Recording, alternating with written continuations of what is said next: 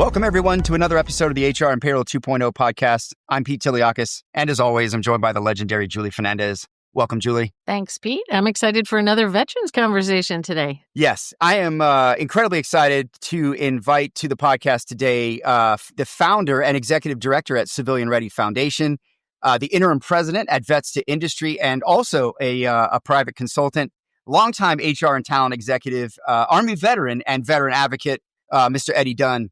Thank you so much for joining us, my friend. Thank you both. Wow, nice welcome. Thank you for having me. Absolutely thrilled to be here. Thank you. Yeah, I love it, man. We've had some conversations offline. I love what you do for veterans. I think we need more of you in the world. We need to do more to help them. And I know you've had just such a long history of that. I wanted to talk through that, talk about what you're doing next, where you're headed. I know you've got a lot of irons in the fire. But Julie, you want to do the honors? We start off with a common question every time here, Eddie. I don't think you'll be surprised, Eddie, but can't wait to hear how you worked your way into the HR payroll environment. What was your path? Oh my gosh.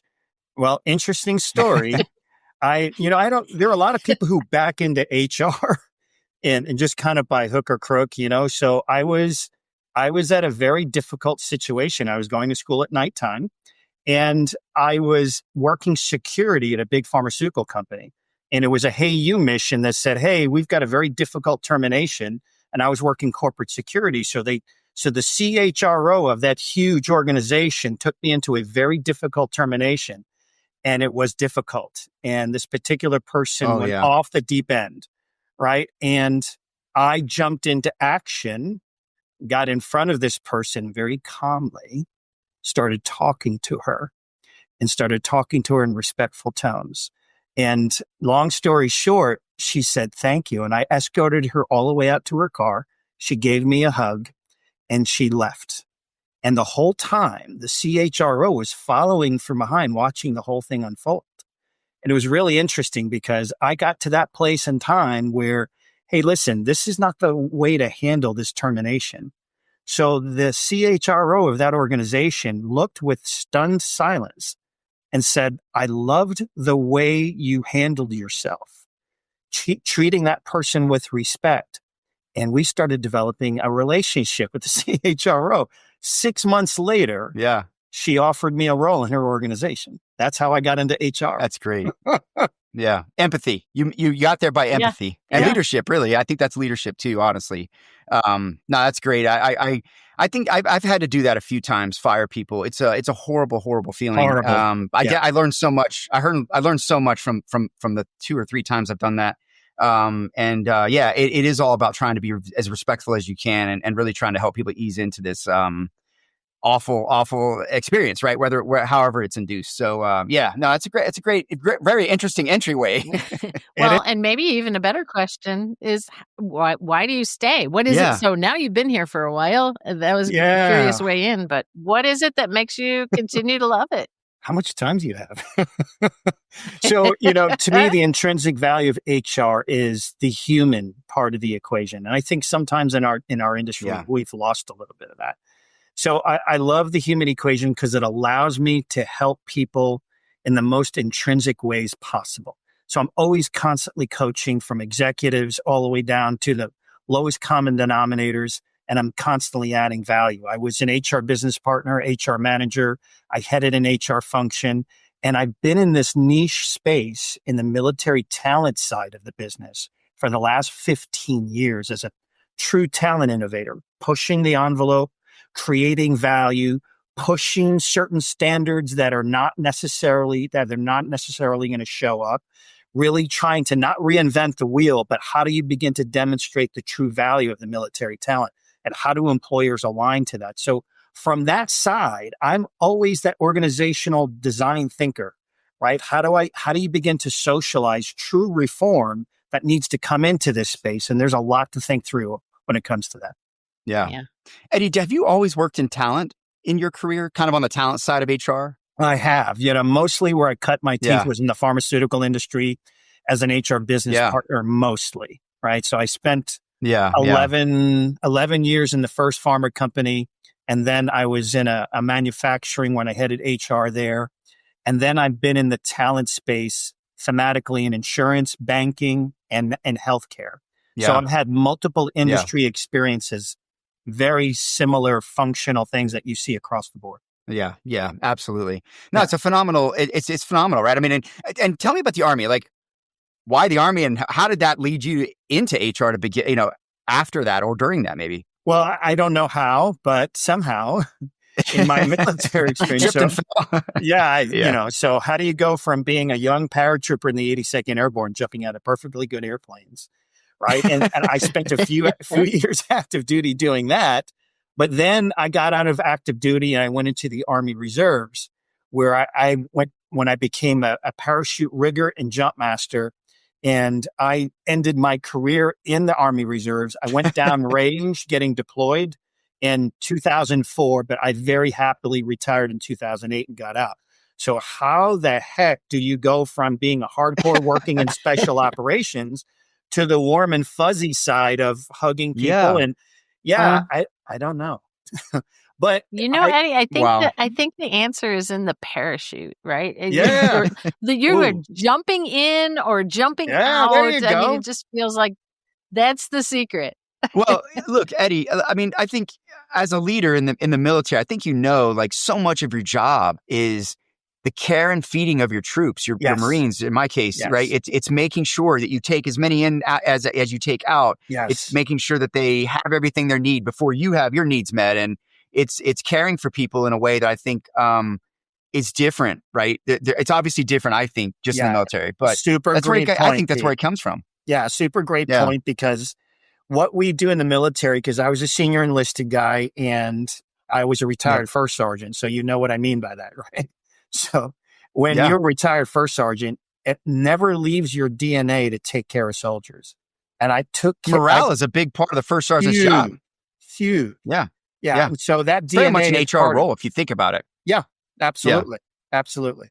Yeah, just for those that are scoring at home, the first sergeant is probably, it's not the most senior, right? It's the next, it's E9. So it's right. It's an E8. I forgot. In the Army, it's an E8. I think in the Navy, I think it might be an E9. I'm not sure. Yeah.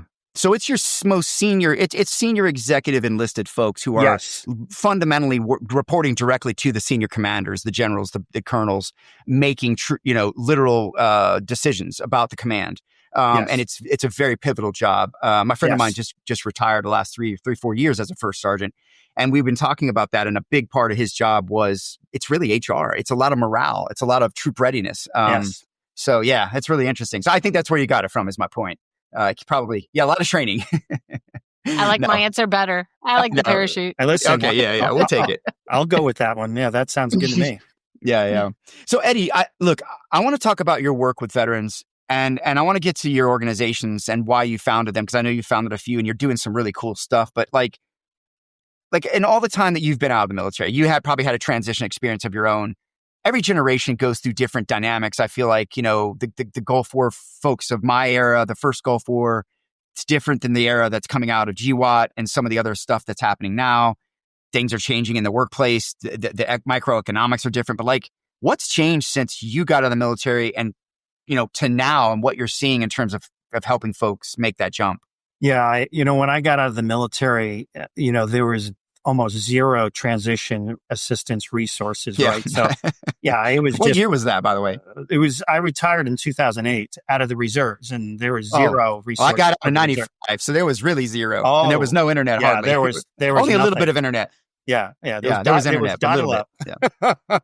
There was dial-up back then, right? Yes.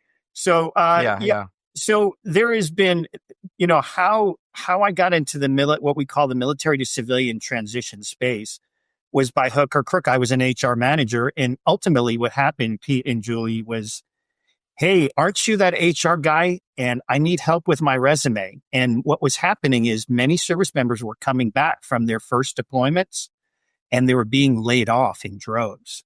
And so corporate America, were saying, hey, you're not, they were not aware of the USERRA laws back in that day that already existed. And so I was one of the very few people who had a job when I came back. It was like 80-90% attrition for service members not getting that. So I just started from there and started helping. And then I began to realize that there were no services for service members in terms of the transition. Now, transition assistance program did exist in nominal ways, but it was a 5-day or 3-day class relevant to. It was like a workshop. Yeah. That's all it was. And it wasn't enough. And again, I'm going to say this with reverence, that I'm not here to bash anyone or anything, but I am here to point out that the system is not working for us. And so when I began to see that, I was minding my own business.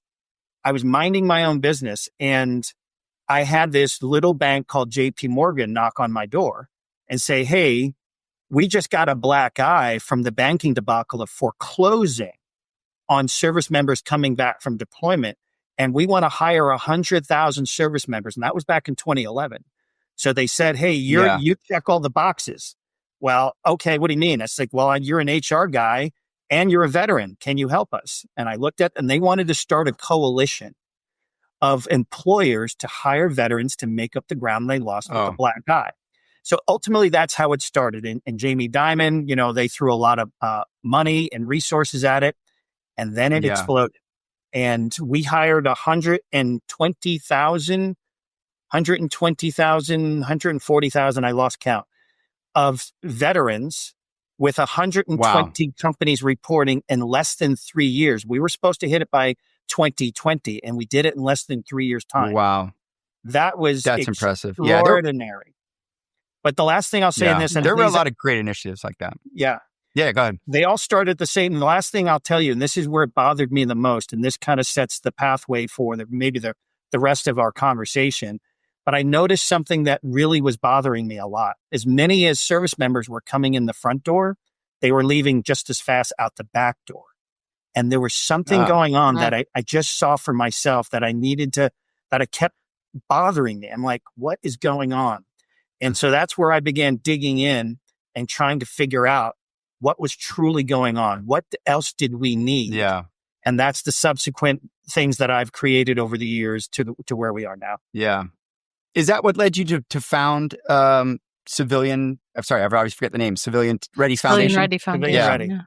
Yeah. This is yes, and it's the reason why I built that, because there was something. So the retention and the data was beginning to show us that there was a disproportional negative impact on service members consistently across 2 data sets. One, they couldn't translate their skills well enough, and they still can't. And the transferability of those skills that are acceptable culturally and systematically by the HR systems that they're prone to, that employers use. Yes. And I can dive into that any way you want, but I began seeing these very significant gaps, and I decided to do something about it. And this is where Civilian Ready ultimately is about bringing the well-being into the military civilian transition process, because that is the huge component piece that is missing. So when an employer thinks about it, they're going to turn around and say, we want retention value. Well, guess what? Retention value equals well-being. If you invest in their well-being and their development, they're going to stick around. And you know that instinctively. But HR has yet to figure that out. Is that what was happening? They got placed and then just sort of got lost?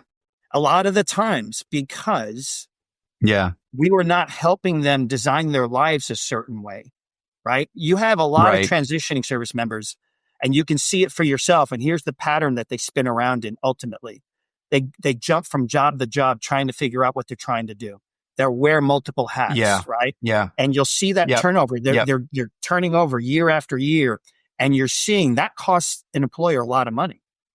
So our reboot is designed to go all the way upstream and get them in a life design process that enables their well-being. So when they get to the employer and we deliver them to an employer, they've already figured out, hey, this is the direction I'm walking in.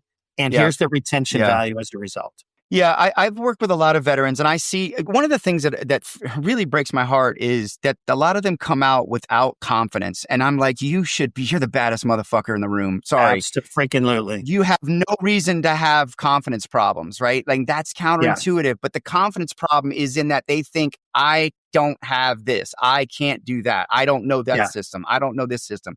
And all I try to tell them is, listen, you just don't know how they talk. That's it.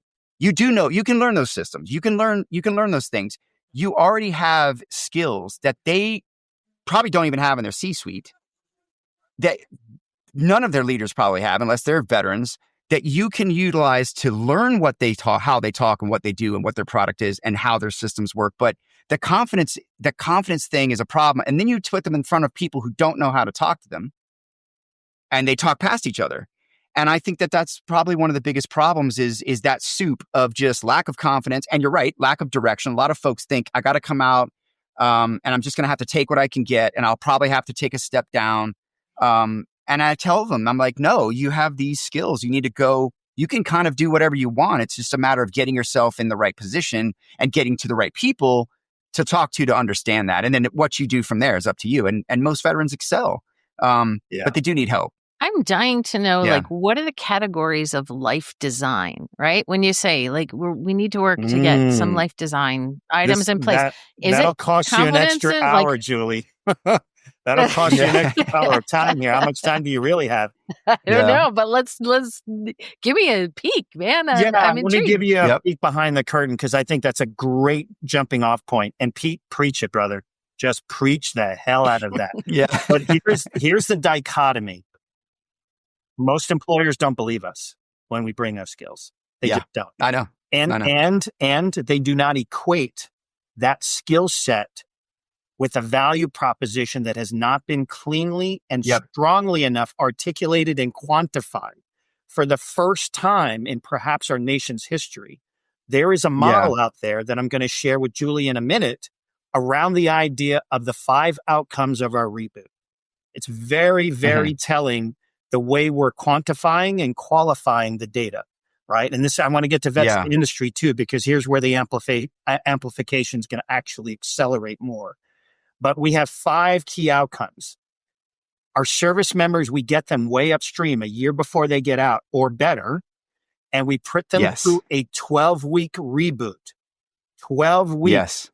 Takes 7 to 12 hours a week, self-paced study in a cohort style that takes them through a 12-week time period where they have to get through the 8 core modules that lead to these 5 specific outcomes.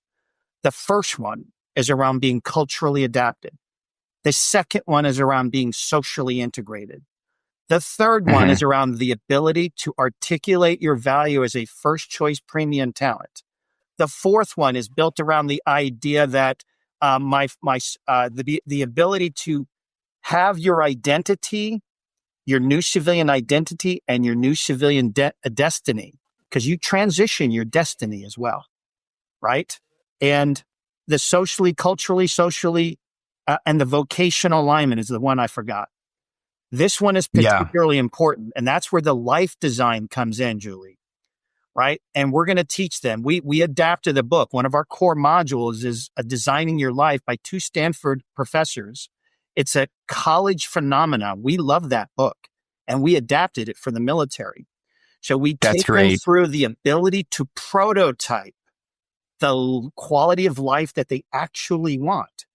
And I'll never forget this. I'll tell you a quick story. In the very first cohort we ran, I had this very brilliant service member who was a Korean linguist said to me, he says, "You mean, Eddie, I can design the life that I want all by myself, and I can do that?" And he sat there and he was like, and he's a very smart dude. And he turns around and he says, "Wow." And he has been on that bent of prototyping his life.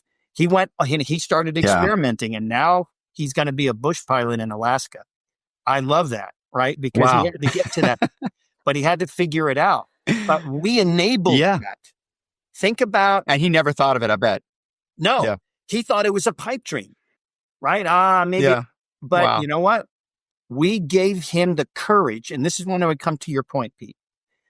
It's really important to understand this. Our standard in the reboot is really a ready and confident standard. So you played right into the hands of where we measure, and we have a standard of an 80% ready and confident standard for them to graduate our program, right? So it's really important that people walk away. Doesn't mean everything's perfect, but they've got a good, strong, confident foundation and baseline of which to navigate their life in a quality of life that matters. Yeah, I love that. That's all of those things are just phenomenal. Those are all gaps that I believe many of the veterans come out with and have, right? They don't know what they don't know. And there is a bit of a lost to this, right? You're sort of navigating around. And I feel like sometimes we give them all these tools like, hey, you can go get a free PMP certification. You can get this. Even they were doing SPHRs, I think at the SHRM for a while or something. But it's almost like giving a plate of food to somebody who can't eat, or doesn't have a fork. You know what I mean? Like it's not going to do them any good because they don't know how to actually, like, why go get a PMP if I don't know that that's my passion to begin with? I'm just taking this free certification. So a lot of times you'll see these Marines come out or military come out, and it's like they've got their degrees and they just got these random certifications. And you're like, wow, they've got a great resume, but they're like, I just got them because that's what they told me to do. They don't really know where they're heading. And that's what bums me out because, and this is beautiful. And I absolutely love the idea of starting this before they leave. Because that's a huge, just setting the ground running, getting them going and having that, not just dropping them off at the door and going, here's some free certifications and it's a couple of tools. Good luck, Yeah. It's rewiring their lives. It struck me that it had its provenance, or it had a touch point to what you do with kids coming out of college, right? And yes, education. I was just going to say. And I think that's amazing. And it's exactly what you would want universities to be doing, along the way. And yet college kids have, practically little to no experience. No, So it feels like you have such a better chance of success and such a better, application by putting it to the vets who have, leadership qualities and they've done something. They haven't just taken classes and they think they know what they want to do. Maybe they don't know what they want to do with it now, but they've done a lot of stuff. And that's a great point. It's a great starter. Yeah. Or how about, Julie, mothers who are wanting to come back into the workforce who have been away for 10 years and now the workforce has changed, but they have some experience and they have some passion. Yeah. How do they find their way, right? So, Eddie, are we going to do Mommy Ready next? I know. Yeah. You know what? I've been approached more than once on that, right? So, and there is by extension, there's a number of applications on how we reboot mindsets. Yeah. Because the other half of that's this equation, real population. Yeah, no doubt. Incarcerated veterans, homeless veterans, right? Yes. There is all kinds of demographics, right? Caregivers. There's all kinds of demographics where the same template can be applied, modified where it needs to be, right? You nip and tuck military spouses, National Guard and Reserve, student veterans. Very, very applicable where we do this, right? So we've got a number of applications, but let me just get the first one out the door first before we start doing other things, right? You can't solve the world, right? Right? Hey, look, if you're going to hire 120,000. I know. We appreciate it, man. This is the stuff we need. And I'd love to see. Now, will you work with the government on this or is it like you'll bring the veterans have to come to you and work with you directly, or how does it work? Yeah, that's a great point. It's a great question. Yes and no. So what's happening with vets to industry? And so this is kind of and it's got an interesting employer focus, right? So one of the things that we have to really figure out is how do we fundamentally change the employer mindset? It's one thing to prepare our talent, right? And how we've been able to do that and the way we're proving the efficacy of our model is undisputed. We've got the receipts, right? We can show up with the receipts. We know what we're doing. It's a scalability issue in being able to deliver that talent. But here's the other side of this that needs to be thought through. And this is where my domain expertise comes into play of being in the bowels of corporate America, right? I've seen how the sausage has been made, right? So I absolutely know. And we've got 5 domain practices on the V2I veteran ready standard that we're building with vets to industry, right? So what we're doing is we're building a talent supply chain ecosystem.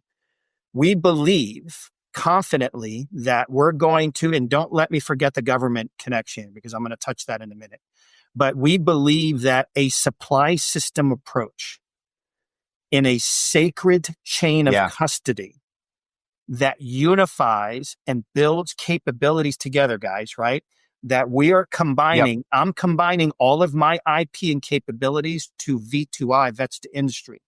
We're joining forces for the first time and building out the most comprehensive service model you've ever seen in terms of the delivery and value.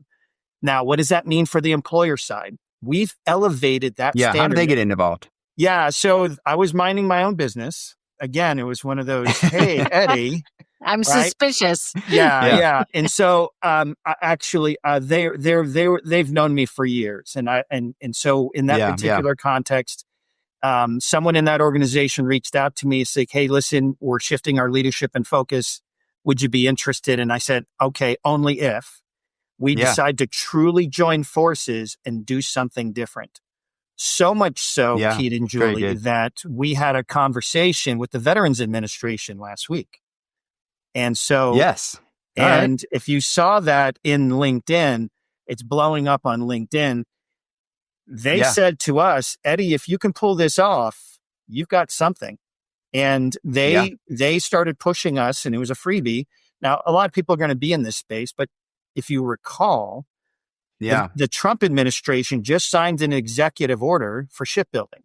Yes. Very, very powerful approach, right?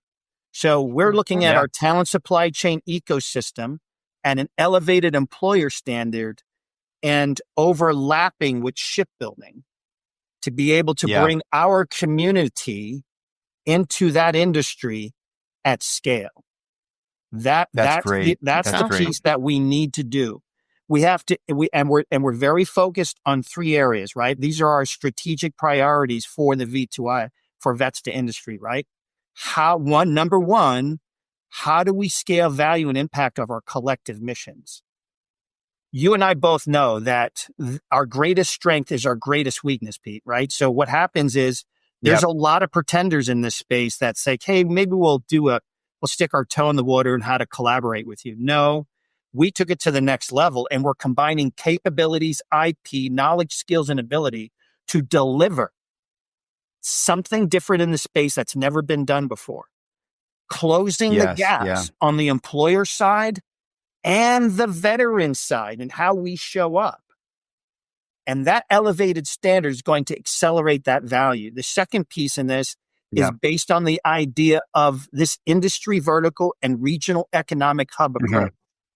We have just mapped all the shipbuilding areas in the United States and where we have a locals strategy and how to scale that value in that particular area. The ones that you would think about are Norfolk, Philly areas, San Diego, potentially Houston, all these coastal city places where we can draw value for that industry and begin to push that talent towards those industry verticals.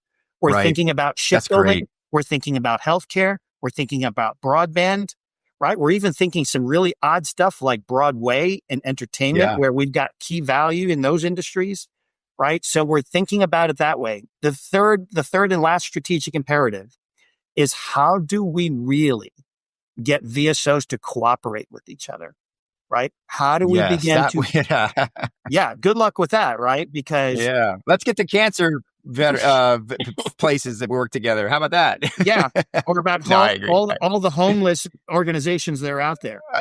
How about we harness all the millions of dollars that are going towards veteran suicide, and we redirect it in such a way that we build the grassroots solutions that prevent that. Our CR reboot is an upstream solution that will ultimately solve for suicide. We're not a suicide prevention program. I say that categorically. But if you go all the way upstream for a second and you grab them and you give them all of this in their head and it locks in 18 inches below here, and you have a support mechanism throughout, right? Because here's the data set that very few people know about. The biggest vulnerability, the data tells us the biggest vulnerability for our community is that 36-month window. When they decide to leave the military to 36 months after, where they can go dark and self-harm is a possibility. It's a belonging thing. Absolutely, it's rooted in belonging from my experience. Absolutely. And purpose, right? They've lost their purpose. They've lost their identity, and now they don't belong anywhere. It's exactly why I've said this before. It's why we have motorcycle clubs during Vietnam, because those folks had nowhere to belong.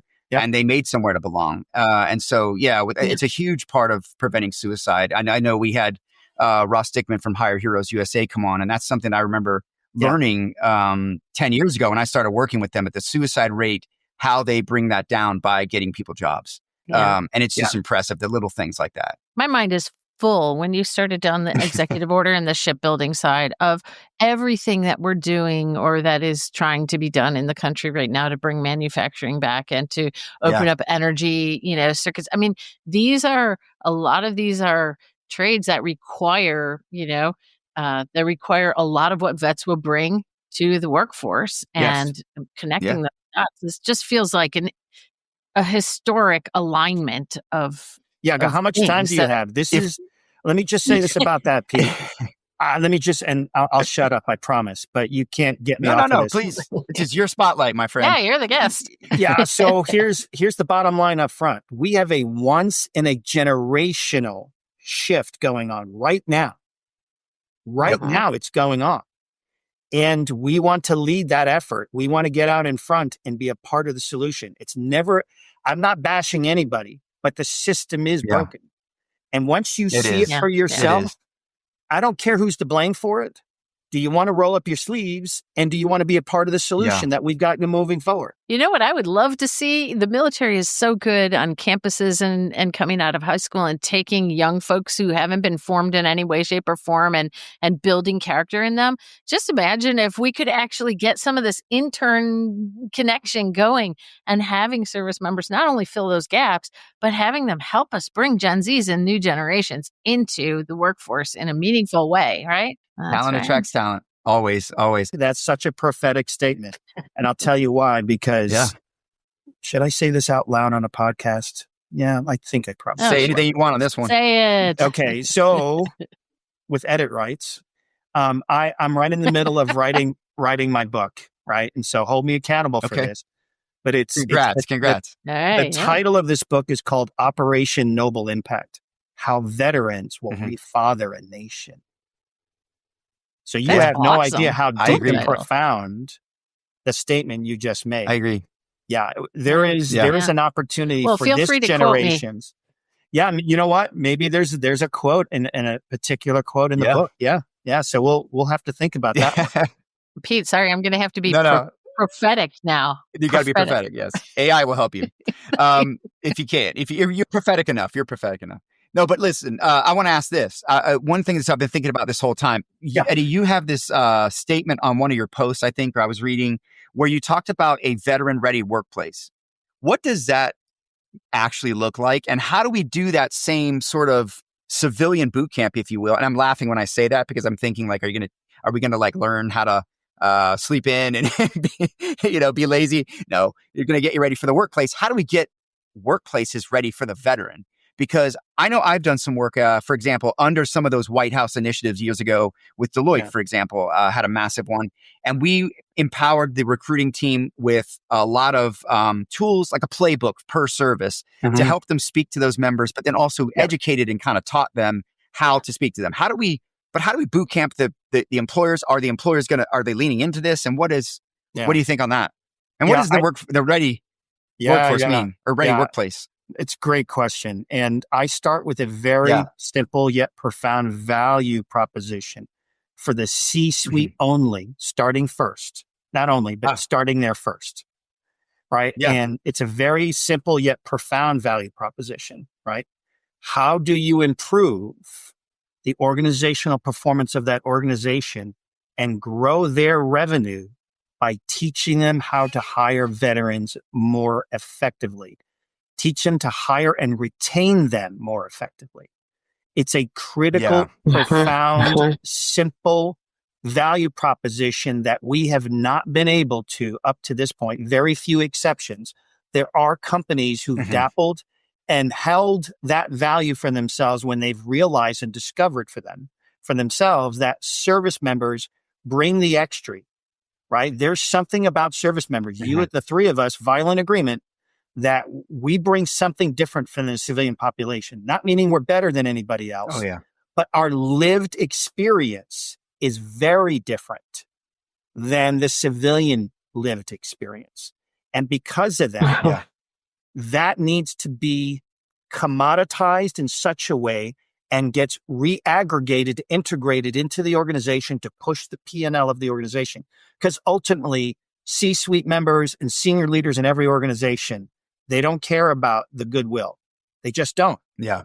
I'm not saying that in a bad way, but they have stakeholders that are looking at their P&Ls and they're being judged significantly because of it.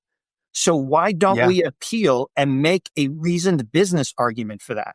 So everything from there starts with that value proposition. Once you stick the landing in that and the C-suite leader says, that makes a lot of sense.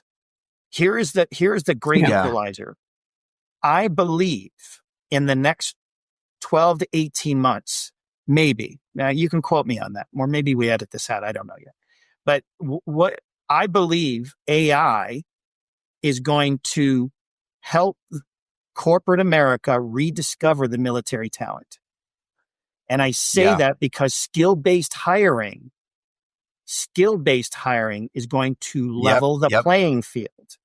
And when they do that, they're going to be looking at the military talent again and saying, you know what? Yeah. Maybe we make a second run at this. And this guy was full of skills. Yes. Think about how powerful this is. Think about this. Yes. I have an E8, E9 with an MBA.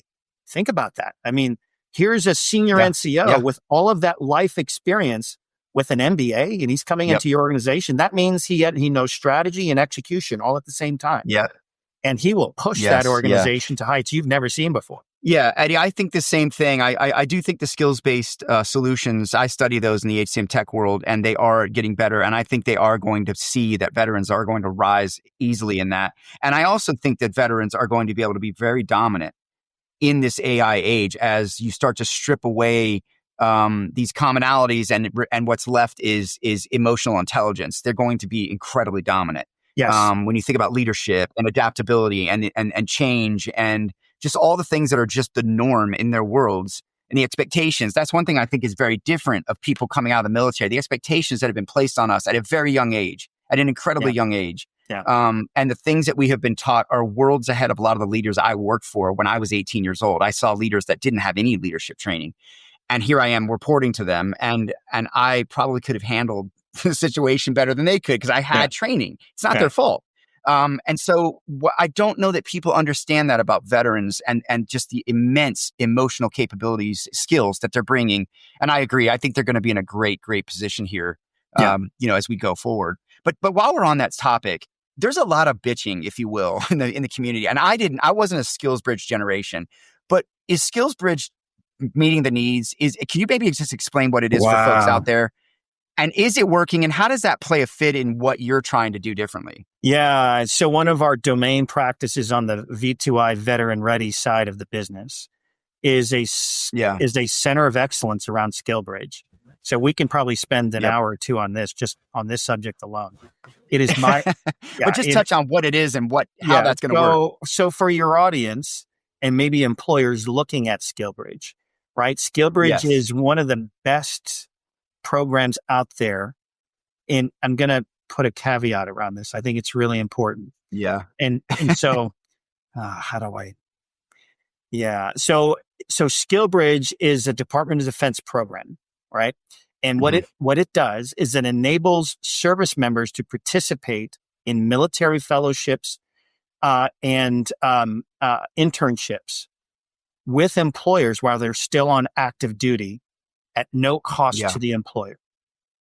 That's fundamentally what the program is.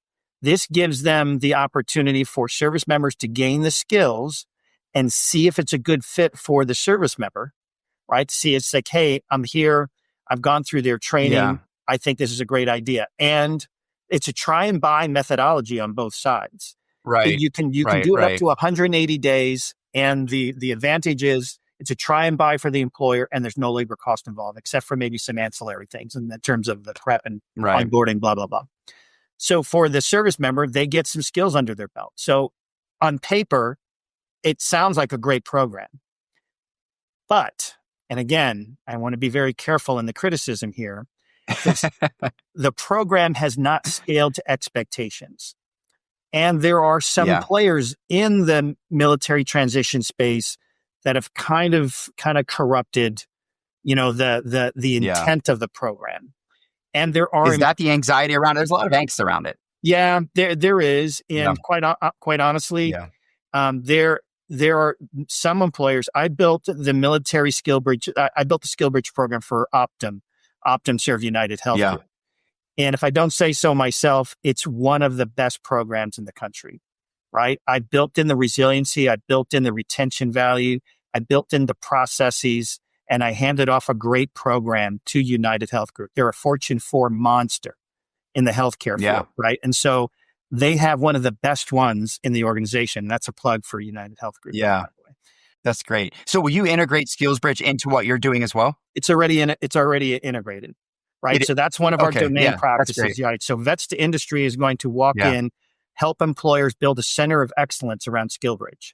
That's primary. Because once you have that foundation set around SkillsBridge Center of Excellence, it begins to attract the entire community. Oh, you could do a great SkillsBridge there. And then all of a sudden, other vets are going to be military spouses, National Guard and Reserve, student veterans. They all start getting pulled in to the organization. So when I left United Health Group, I'd save that organization $8.5 million in labor cost savings. Yeah. Wow. Amazing. That's serious. Yeah.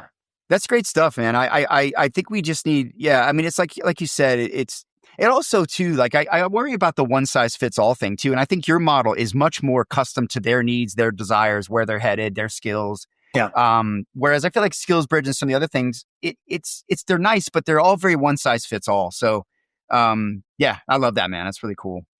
I did want to ask you, a couple more things before I actually want to ask you one more thing. And then I want to get to a little bit of advice for veterans and a little bit of advice for workplace.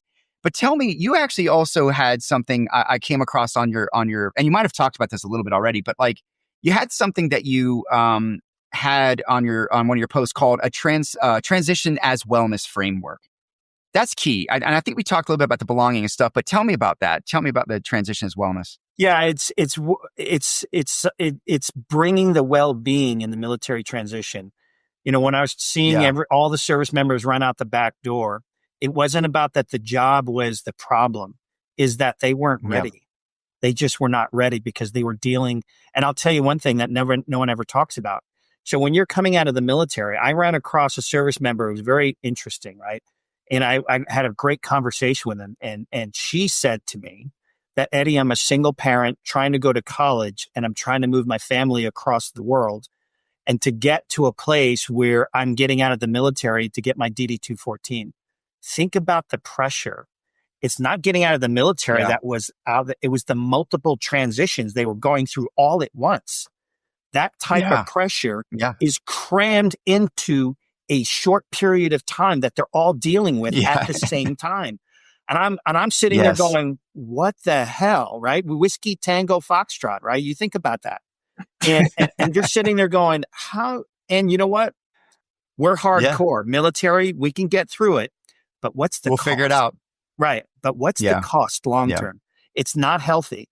And we can help that. Yes. And we have a few amazing ideas to be able to smooth out the transition and get after it in such a way that's going to really get at that. So the well-being component pieces, it's the 5 outcomes I talked about earlier before. That's the well-being, right?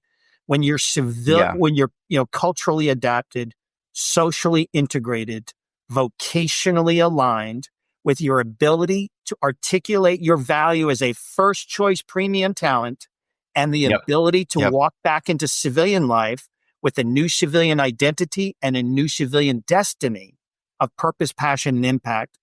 That's all we can ask of our program to be able to get them on their way with that right foundation. Yeah. Yeah. With confidence. That's with confidence, I think, is the important ready thing too, and confident man. standard. Yep. Yeah. I love that. Eddie, I could talk to you all day, man. I appreciate what you do. I want to ask you a couple pieces of advice, if you would, share with our audience. So let's talk to the employers for a minute. What is one thing that employers should stop doing immediately when they're engaging veteran candidates? And what else would you tell them to do right or better? Yeah, I think it's the same. It's a two-sided coin on the thing. Yeah. Hiring veterans through your cultural and systems lens is no longer going to work. You need to stop doing that. You need to invest in the ability to hire veterans more effectively so you can measure the performance and gain the revenues from putting them in the right places at the right time and retaining that talent. That requires a different level of investment. It doesn't mean the investment costs an exorbitant amount. I'm talking about a cultural change and a systems change that is going to not separate the military talent, but invest in them differently because the needs are different.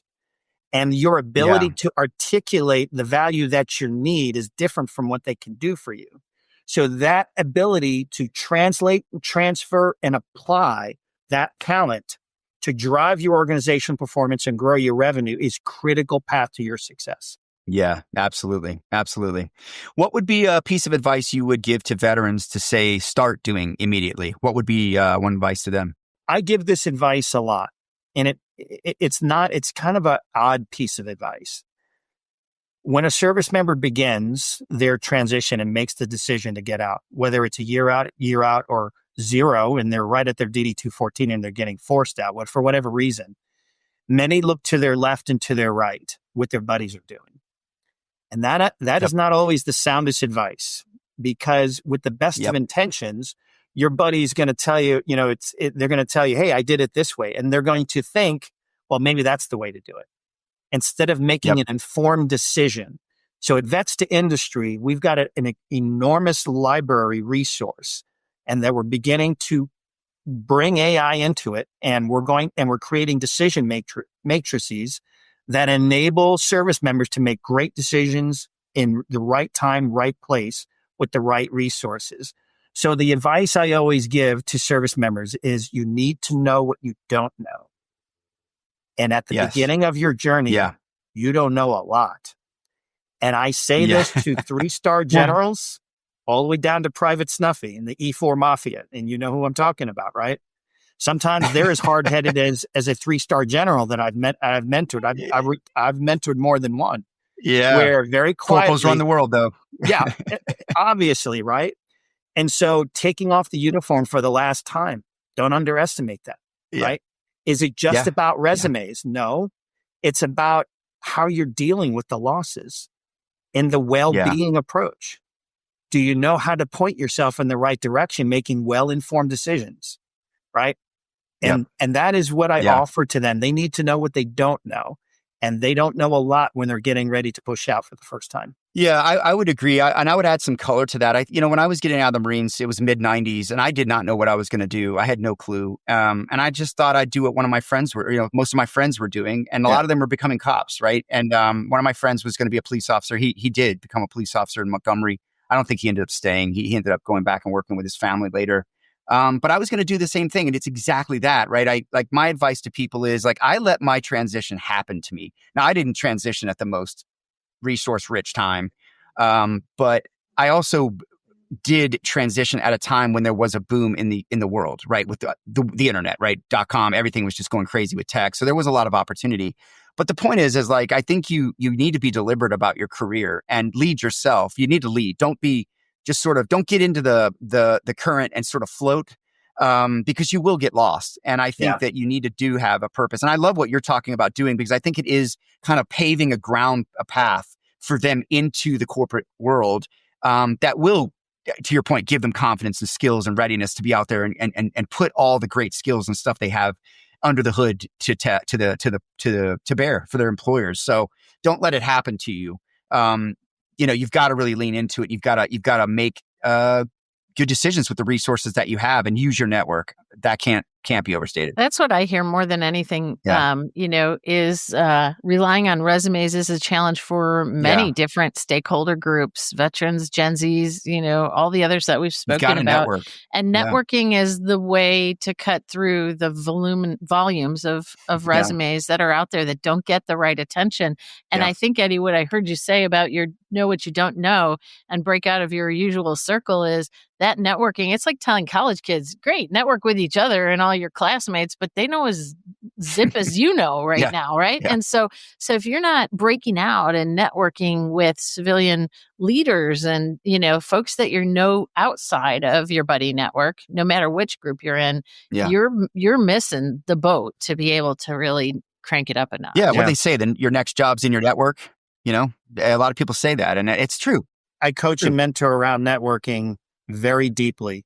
And we've got a number of practices racked and stacked that accelerate their value and we have a very good book, and I can probably spend another hour on that we've adapted.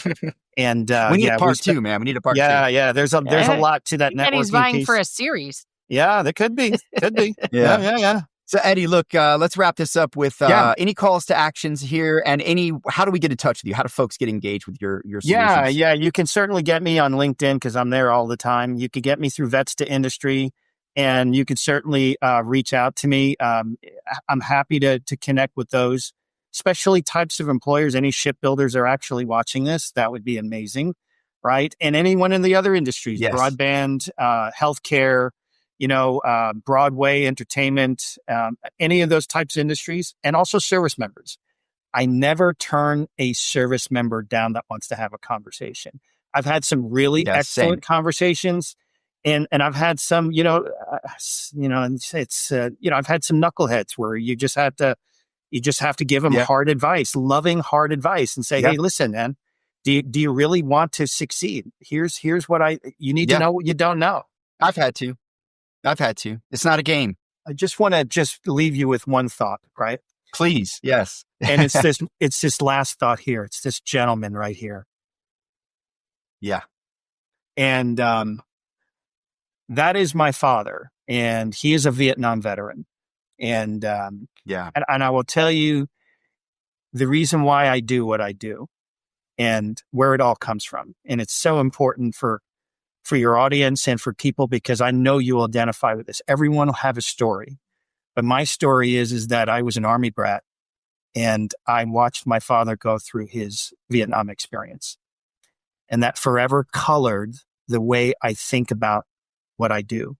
So this was a call to action, right, for me, that my whole life has led up to. I've been in this space a long time. I've been thinking about it a long time. I've been building for a long time. Right. So this just didn't happen overnight. I would love to connect with people who are going in the same direction. I want people to be inspired by the mission and know that if you're a Kool-Aid drinker like the rest of us, we want to talk to you. Right. So that's the value. We're a GSD type of team. Vets to Industry is an amazing team there. I can't say enough about them. Right. And we're building something special. Right. We're building something special, and I think it's going to really make a difference. Yeah, you are, Eddie. Keep doing what you're doing, man. We need you. And thank you for your service. Thank you to your father, your family, right? Your family contributed to that. And we appreciate you. And the family so often. I appreciate everything you do for veterans, man. And thank you so much for coming on the show. Keep fighting, and whatever we can do to help you, you let us know. Any veterans out there that need help, I'm here. You can always reach out. I'm happy to get you connected to Eddie, to Hire Heroes, to wherever we can. The network's strong, and you have everything you need. You just need to sprint. Just need the opportunity to sprint. So, and I'm going to shout out to my network, because I have the employer network quite often. I've had shipbuilder clients in the past, so I may just actually reach out to them and see if I might be able to make a connection. But if you're an employer out there or a prospect, maybe you work with me, maybe you don't. And you're interested in tapping into vet talent, you're thinking about it because you're part of HR. Eddie's part of the family now in our podcast. And I'll be happy to help, channel some energy that way. I also wanted to point out, because Eddie said it many times throughout today's podcast, we don't edit. So we don't edit. Yeah. You're good, Eddie. Don't worry, my friend. We're good. You're good. No, you did wonderful. Yeah, you can say, listen, I'm never shy about sharing my thoughts. Yeah. So that's all good. No, it's good, man. This show, 100% authenticity, man. We say what we want, and we appreciate you, man. Thank you so much. Thank you. And thank you to everybody for listening, as always.